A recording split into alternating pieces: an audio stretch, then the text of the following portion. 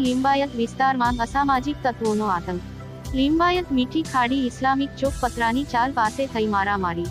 થોડાક દિવસ પહેલા પણ આતંક મચાવતા અસામાજિક તત્વોનો લિંબાયત પોલીસ દ્વારા કાઢવામાં આવ્યો હતો સરઘસ કાઢવાનો કોઈ પણ અસર જોવા નથી મળતો।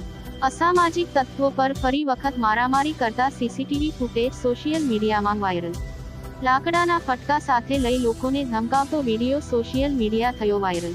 લિંબાયત પોલીસ દ્વારા રેડા ગુનેગારોનો સરઘસ કાઢવાથી પણ કોઈ અસર નથી। હવે લિંબાયત પોલીસ દ્વારા કેવા પ્રકારની કાર્યવાહી કરવામાં આવે તે લોકોમાં ચર્ચાઈ રહ્યું છે।